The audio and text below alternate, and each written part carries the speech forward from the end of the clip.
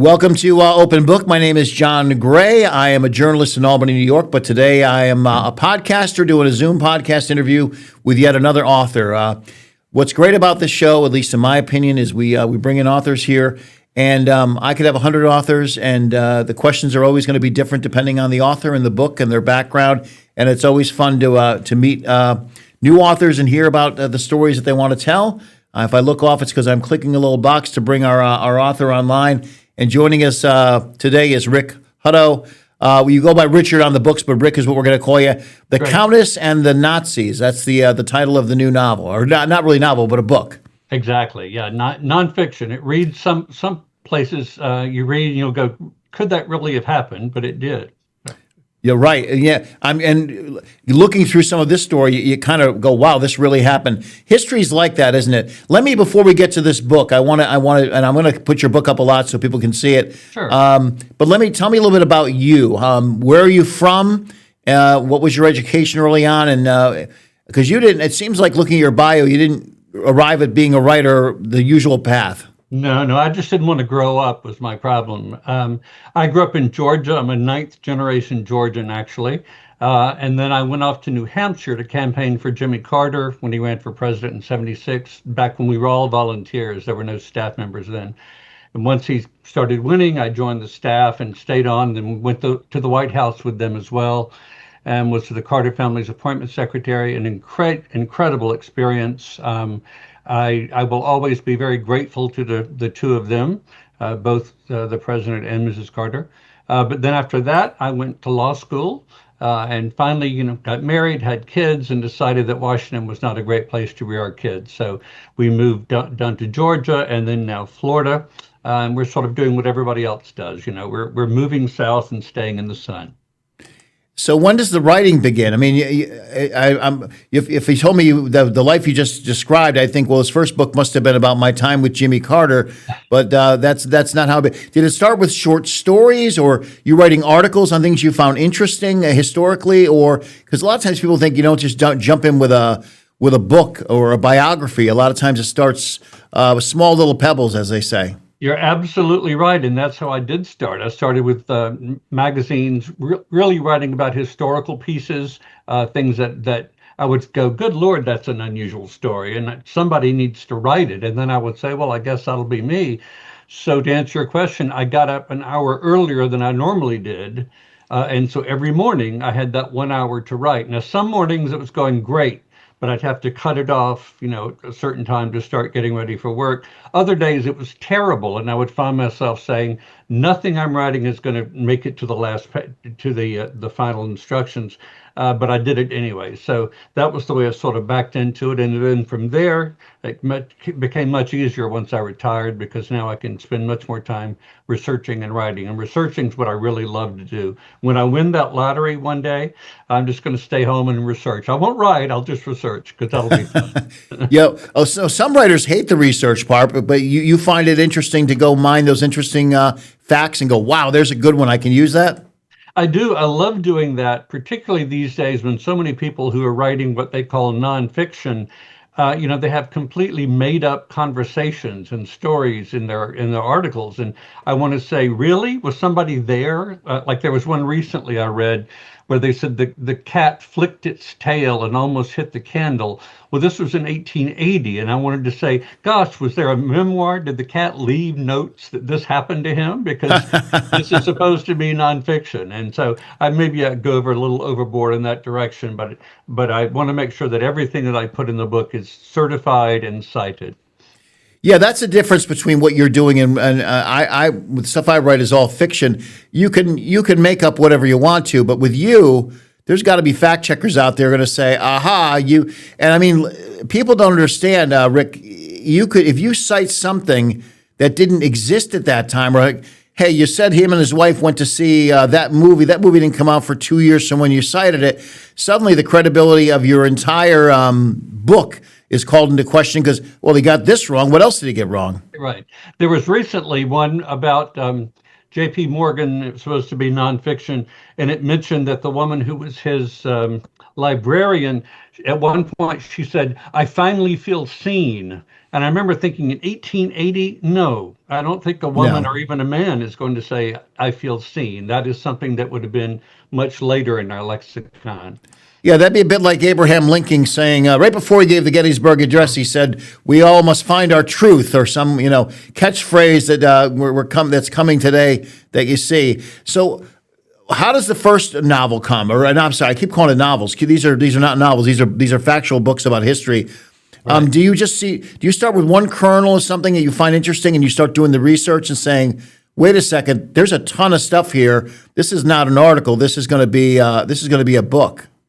Absolutely. And I started really early writing about all the American heiresses who married titled husbands. And so the more first person accounts I could pull up, the more information I had. And with this woman in this particular book, the new one, I couldn't find any original correspondence. So my first reaction was, I can't write a book about her because all I would be doing, using newspaper reports. Sure. But then I found two wonderful, wonderful stores of knowledge, correspondence, photographs, everything else, and was delighted. And so that's what allowed me to move in that direction. But even with that, at one point, my editor said to me, she's talking about the protagonist end, and she said, "I want you to tell me what she's thinking as she's walking up the stairs." And I said, "I don't know what she's thinking." And I said, Right. "And neither do you. It's impossible." I said, "I can surmise, I can point out that this has happened to her and that has happened to her, and perhaps that, was part of her decision making, but I can't tell you what she was thinking as she walked up the stairs." And again, it's writers who do say that they can do that who sort of confound me these days. Looking at your body of work, it seems like the Gilded Age and that time period really fascinates you. You must be getting a kick out of the TV show on HBO. This whole generation of people are suddenly like, I mean, I sort of knew a little bit about it because of where I am in Albany. There's so much history tied to New York City and Albany and the Rockefellers, and Mary Lou Whitney was a big socialite here. Yep. But for other parts of the country, I feel like people are like, wait, this time really existed? And you must be thinking, of course, I've been writing about it for years. Exactly. In fact, I loved watching that series. The only thing that I find funny is that Nathan Lane, who is an excellent actor, but he's playing Ward McAllister, who's from my hometown of Savannah, Georgia. But Nathan Lane, playing the role sort of like Foghorn Leghorn, I'm going to Yes. talk like this. And I'm going, no, I'm sorry. You're a good actor, but he would not have spoken like that. So, but to answer your question, yes, I do love that series. Yeah, you remind me of Gerard Butler. He did a movie called P.S. I Love You, and he's Scottish. Right. And people think he sounds Irish. And every interview when he was promoting that movie, he said, "I want to apologize to everybody from Ireland because everybody in America thinks I sound Irish, and I know I don't." It's these little nuances in words that people from anywhere in Ireland go, "Oh, that guy's not from here." Now the new book is called the Countess and the Nazi. I'm looking at my clock, and it tells me we should take a brief break. We come back. Let's talk about the new book, if you don't mind. We'll come back with Rick Hutto right after this brief break. Right.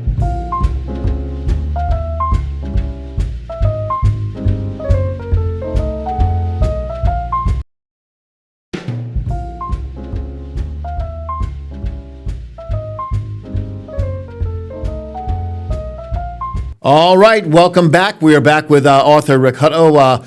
How many books do you have? Did I count 5 or 6 when I was looking at your bio? I have 7. Seven.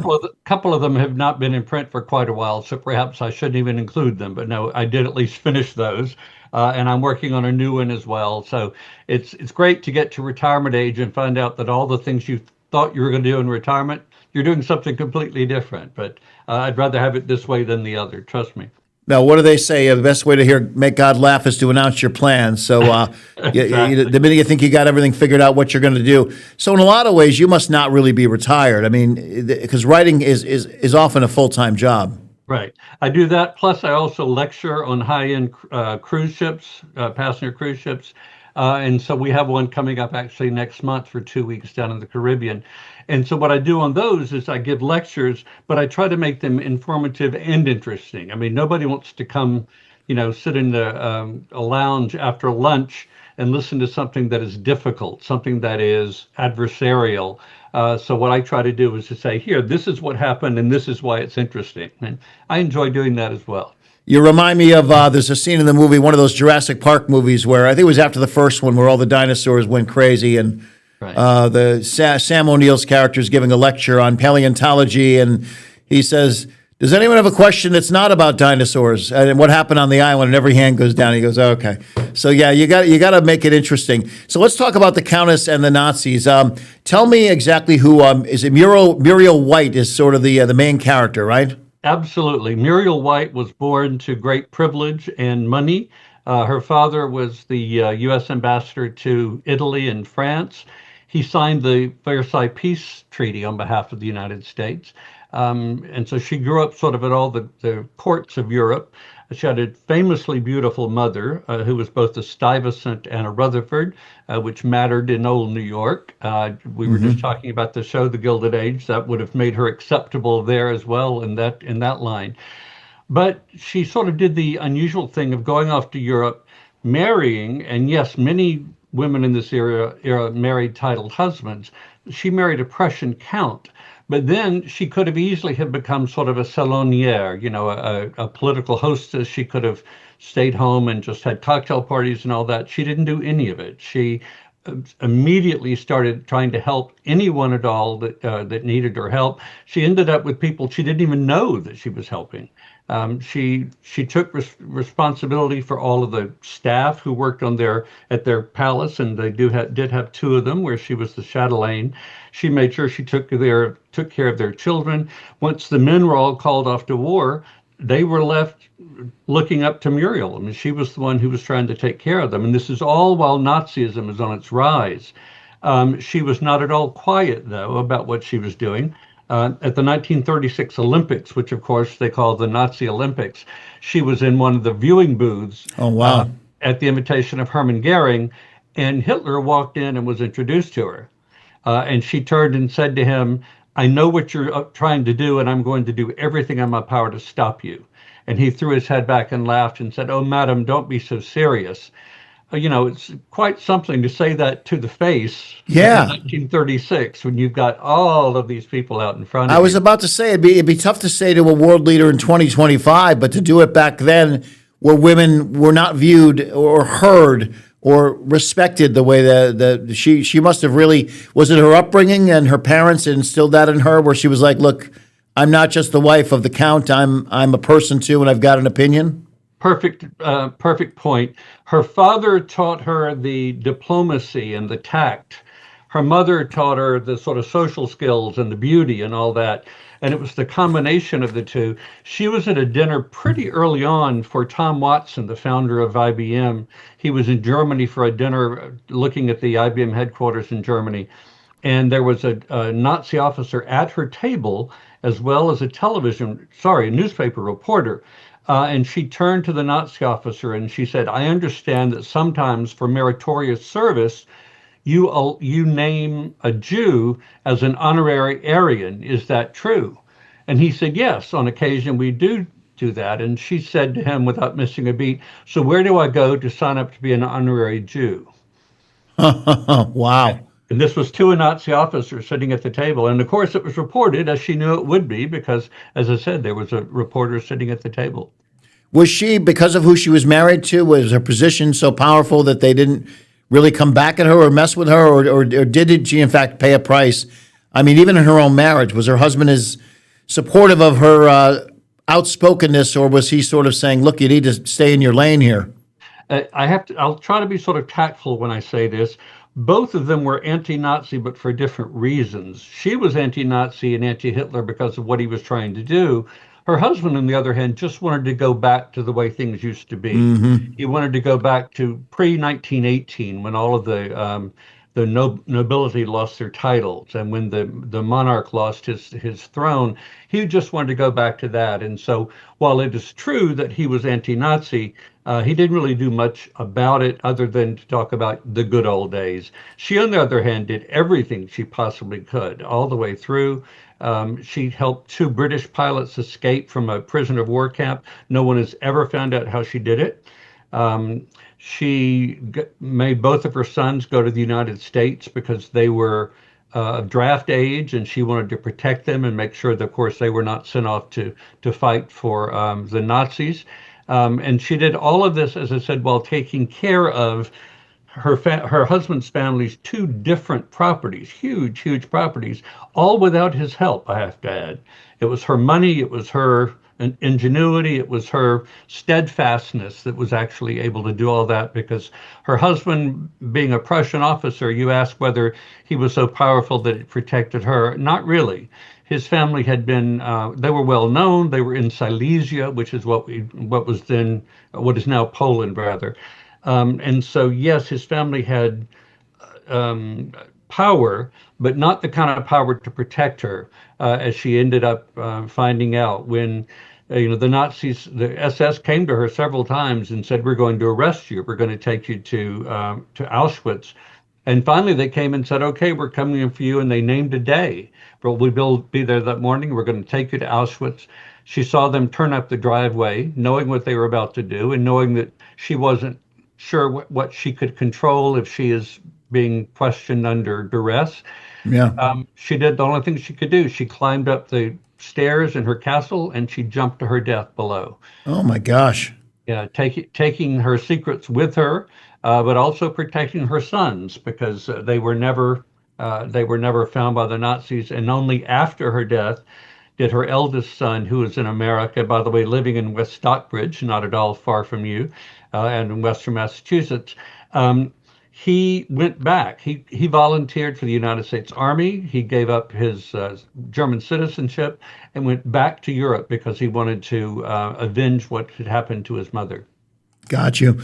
We'll have to take a brief break here and come back with our third and final segment with Rick Hutto. The book is The Countess and the Nazis. I mean, just a fascinating story.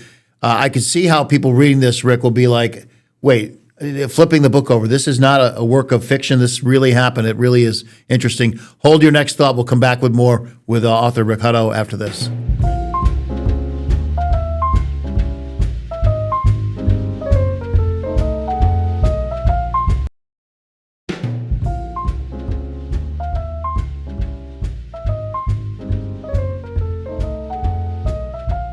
Welcome back. You're watching Open Book with John Gray. We're talking to author Rick Hutto. The book is The Countess and the Nazis.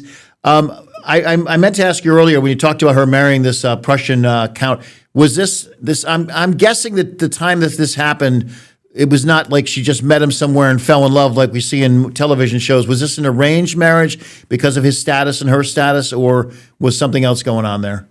Well, it wasn't arranged, but she was considered sort of long in the tooth at this point. She was 28. Oh, my gosh. And everybody, including the ambassador, would publicly say things like when she would be a bridesmaid, they would say, "Well, when are you ever going to be a bride?" Yeah. And so when she finally did meet Hermann Sehertos in Berlin, he followed her back.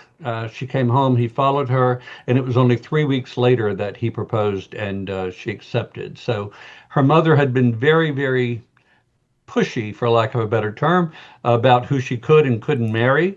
And so this decision was made entirely by Muriel. And perhaps if her mother had had much more of a hand in it, things might have been different, but who knows?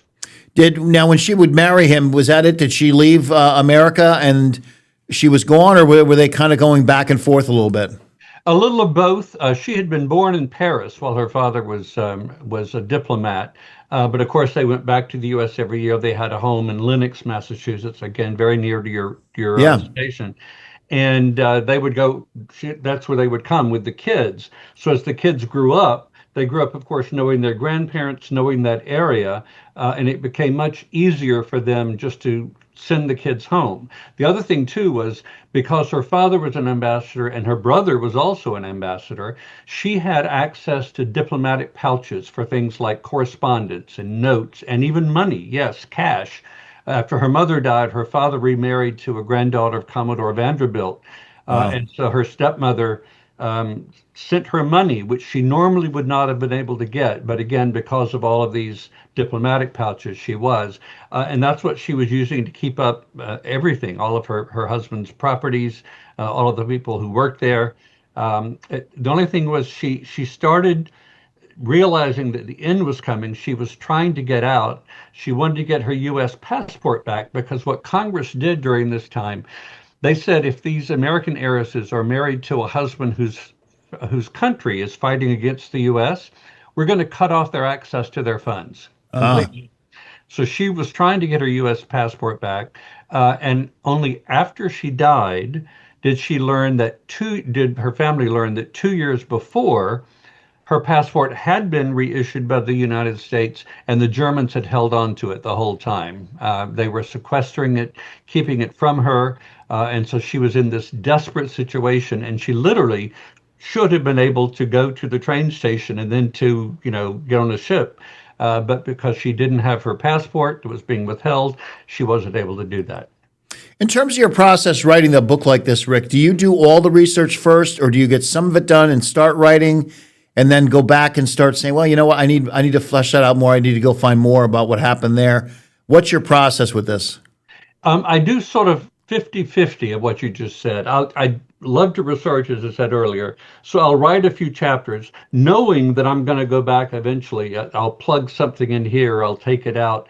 One thing I've found is that if I excise something, if I delete it, I don't delete it permanently. I put it into an extra file separately, because I may go, oh goodness, I just thought about that last week. Why didn't I keep it? And that way I can pull it out and plug it in. So yes, I'll research probably about half of the book, write, and then go back and do the rest of it after that. Is it hard to find information? I mean, you're not writing about something, even a book about, I had an author on talking about JFK. He only had to go back 60 years, 50 years or so. You're going back even further. Is it, the further you get out, is it tougher to find credible information that you can source? The hardest part, I think, is finding anything official. For example, I've used quite a few old declassified CIA documents in the book. That's hard to get. But if you're talking about correspondence, as I said earlier, I found these two wonderful places full of Muriel's letters, her mother's letters, her father's letters. And so it's much easier to put in their words. You might, if I say something, you might think, well, that's a stretch. I doubt that happened. But if you read it in their words, you're going to go, good Lord, this is true. It really did happen. For the writers out there who might be, or the aspiring writers who might be watching this interview, was it tough for you to break into this business, to get an agent, to get a publisher, or had you had enough body of work that people could look and say, okay, this guy can write, he's the real deal?